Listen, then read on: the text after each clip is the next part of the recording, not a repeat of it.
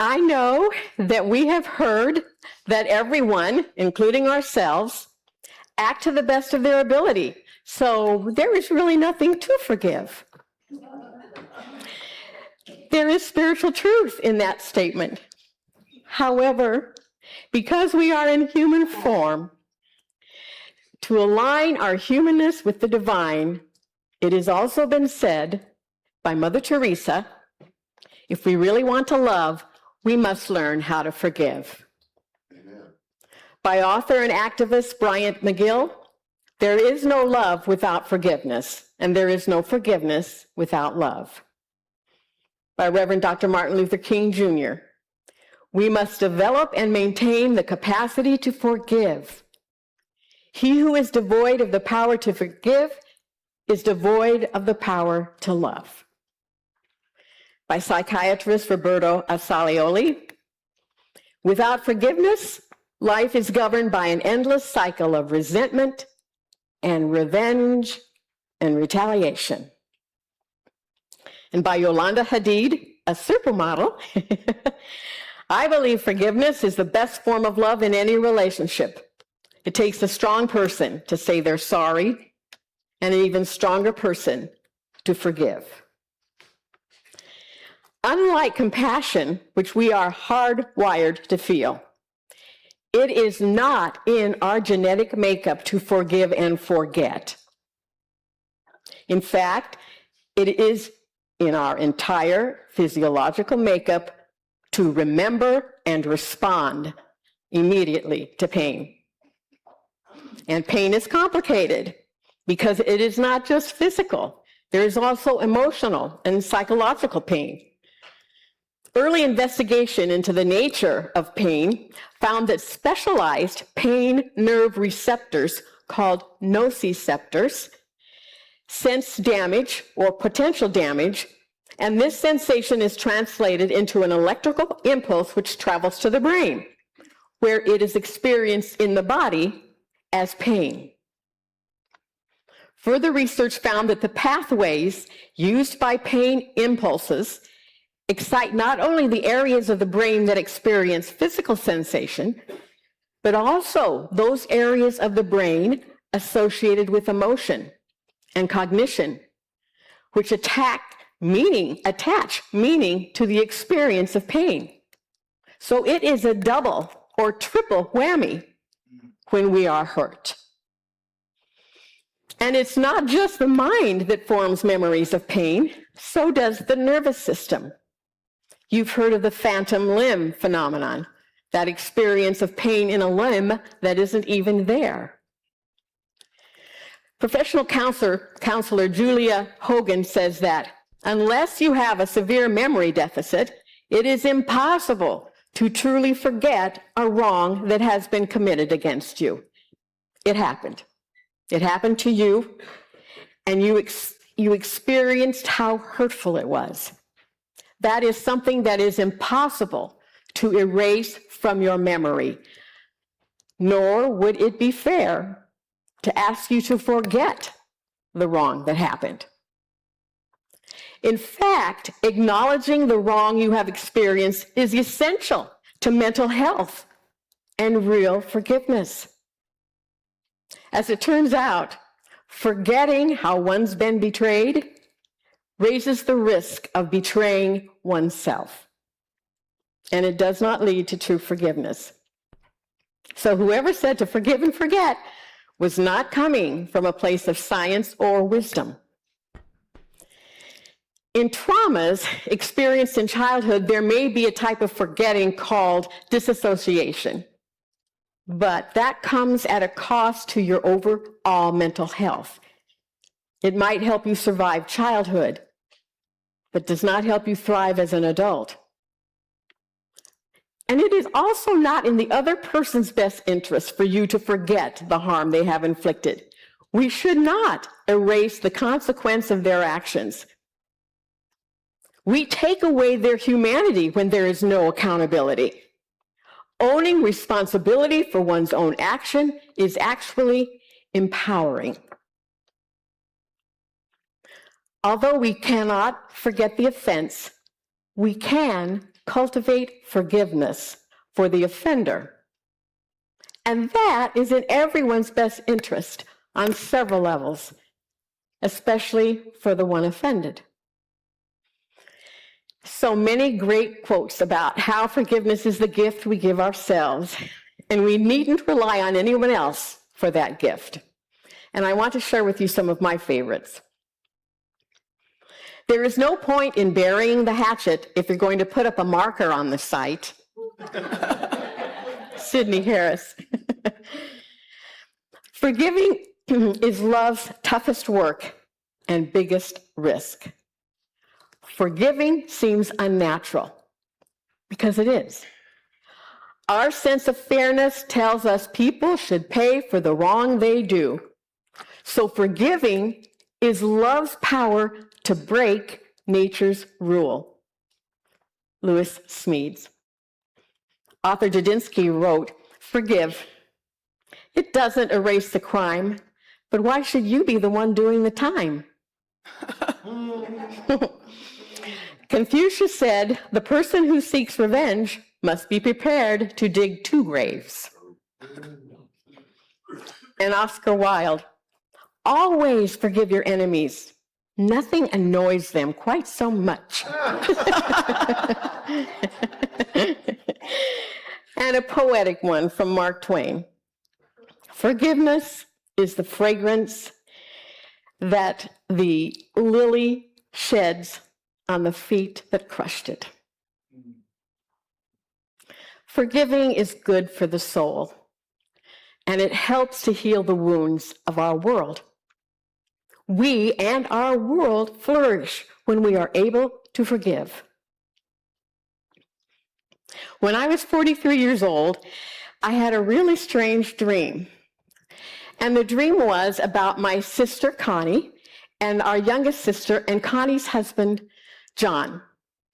And in this dream, John and our youngest sister came to Connie, and they were on vacation together, and they gave her a rose.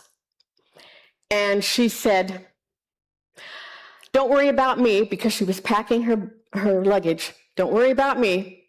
I'm a survivor." And that was the end of the dream. And so I called my sister Connie, and I told her the dream. I said, "Isn't that the strangest dream?" And she didn't say anything.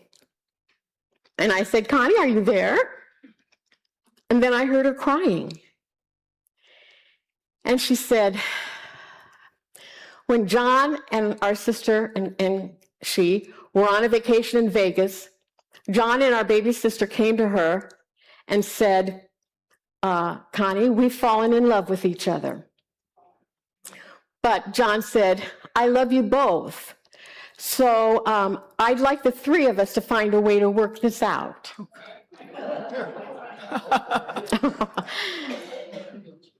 And Connie told me, she said she tried. She tried for a couple years, and it was not working. And she said she couldn't tell anyone because she didn't want to break up our family. And she didn't know what to do. And she said, "But when you told me your dream, something snapped. And I broke." And she said, "I need help. I can't live like this." And I said, "No, you need to find a counselor and work this out some way."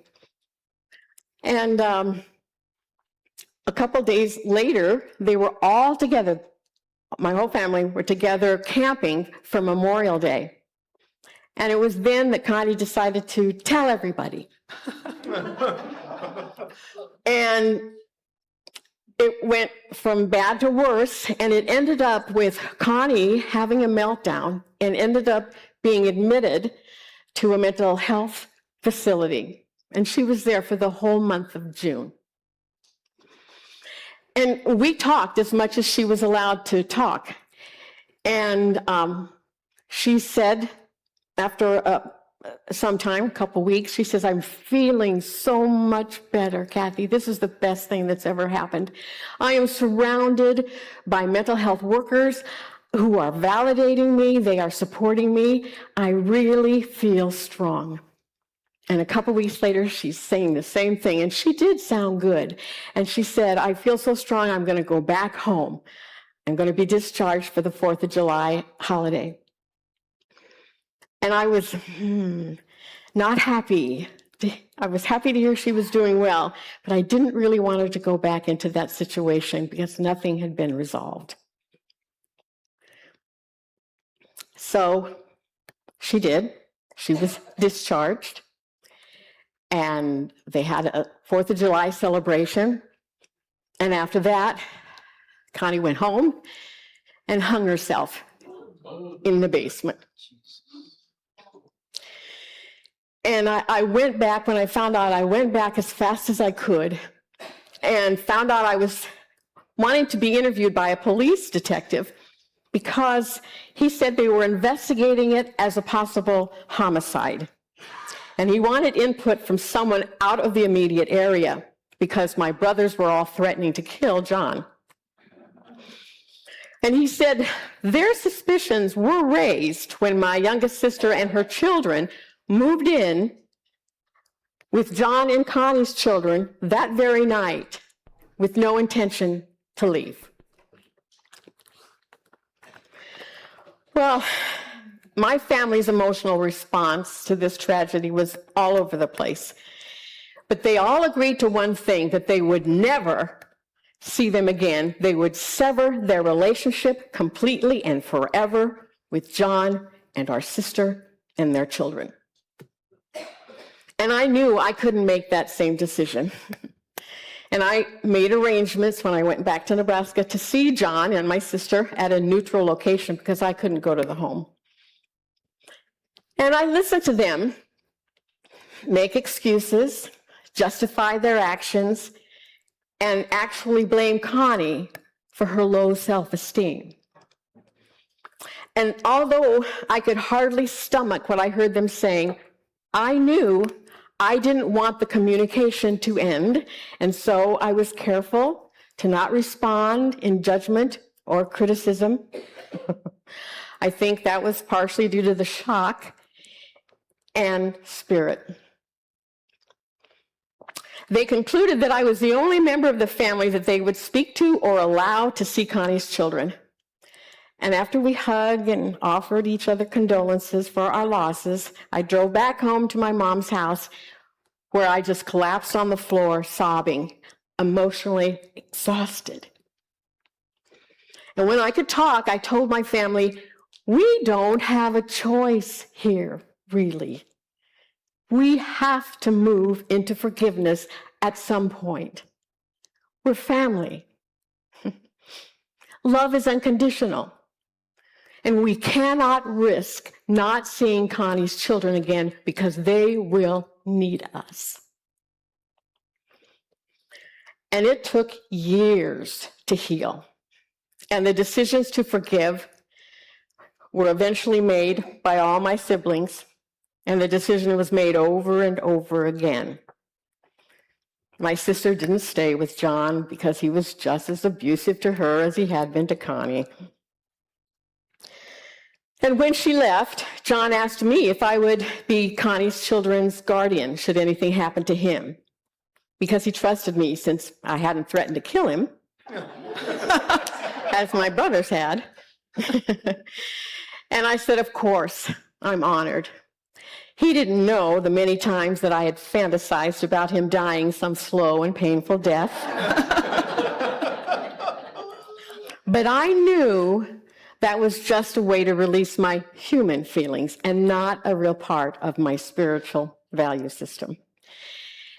And I share this story with you so that you know that my talk is not just theoretical. In fact, if there's one thing that I've learned about forgiveness, is that preaching forgiveness to anyone can almost be counted on to fail. Everyone says that forgiveness is a lovely idea until they themselves have something to forgive. Right, C.S. Lewis. When we took a breath in our meditation and acknowledged a tender spot in our heart for just a moment, You completed the first step towards forgiveness, acknowledging the hurt. Now, the healing process of forgiveness can begin. Unforgiveness is a dark prison that keeps us locked in bitterness, sadness, and fear. It blocks us from living free. If you want, you can shake loose from this prison, the burden of unforgiveness today, in this moment, by taking the second step, understanding what forgiveness is and what forgiveness is not. Forgiveness is the act of consciously deciding to let go of resentment or vengeance toward another who has harmed you. Whether or not you feel they deserve forgiveness, it does not mean having to forget or condone the wrongdoing. Acknowledge the pain, understand what forgiveness is and what it is not, and then thirdly, have the desire to forgive. It may not seem like it, but this is often the biggest hurdle you need to clear before you can reach total forgiveness. Most of the time, we feel justified in holding a grudge. But forgiving someone isn't a special favor to those who have wronged us. It isn't justifying what they've done, and it doesn't even indicate a restored relationship. We mustn't confuse forgiveness with reconciliation. Forgiveness is always possible. Reconciliation may not be, and in fact may not be wise. For reconciliation, there needs to be truthfulness, accountability, an apology would be nice, and this may or may not ever happen. So after desiring to forgive, we then make the decision to forgive. We take the action. That's why once you have the desire to forgive, you need to make that decision over and over again, because it's a process. It is not a feeling.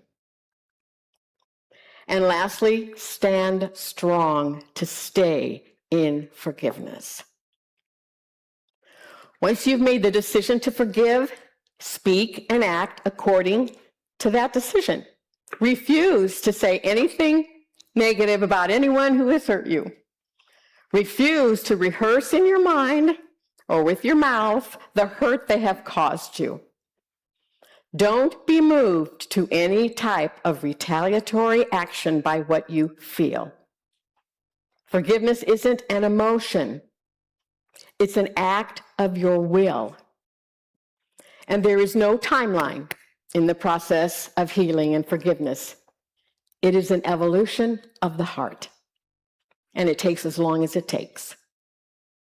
Be patient and compassionate with yourself. Most people don't realize it, but unforgiveness is actually a form of fear. Quite often we don't forgive because we're afraid of getting hurt again. We're afraid the other will get away with something and do it again. We're afraid we will never recover from the damage someone has done in our lives. And if you're the one needing forgiveness, the steps are similar. Acknowledge the fact that you have wronged another and ask forgiveness. Be willing to make amends in whatever way is acceptable to both of you. Have the desire to forgive yourself. Don't fall for the lie that you don't deserve to be forgiven. It was just too big of a deal. It was just too awful. Be as compassionate to yourself as you would to another by recognizing that you made a mistake, but you are not a mistake. Make the decision to self-forgive and stand strong to stay in forgiveness. Don't use your failings to self-sabotage your successes to maintain some warped sense of balance. Oh my goodness, was I doing that for most of my life. If I felt a moment of happiness, I don't deserve to be happy. No, that's a lie. I'd like to close with thoughts about self-forgiveness, because when we self-forgive, we open our hearts in a way that can transform our lives, and then forgiving others comes much easier. Maya Angelou says, forgive yourself for not knowing what you didn't know before you learned it. Mark Victor Hansen, lack of forgiveness causes almost all our self-sabotaging behavior. We all make mistakes, don't we? But if we can't forgive yourself, you'll always be in exile in your own life. Curtis Sittenfeld. Henri Nouwen, self-rejection is the greatest enemy of the spiritual life because it contradicts that sacred voice that calls us the beloved. Louise Hay, you've been criticizing yourself for years and it hasn't worked. Try approving of yourself and see what can happen. Feeling compassion for ourselves in no way releases us from responsibility for our actions. Rather, it releases us from the self-hatred that prevents us from responding to our life with clarity and balance. Tara Brock. If forgiveness does not include yourself, Jack Kornfield said, it is incomplete. And from my favorite author, Anonymous, once you've accepted your own flaws, no one else can ever use them against you. And you don't want to beat yourself up for beating yourself up in the vain hope that it will somehow make you stop beating yourself up. Kristen Neff. Are you ready to flourish? Wayne Dyer writes, though I was unaware of it at the time, the act of forgiveness was the beginning of an entirely new level of experiencing life. Cultivate the desire to forgive. Make the decision to forgive and stand strong to stay in forgiveness. May you abundantly flourish through the power of forgiveness. And so it is.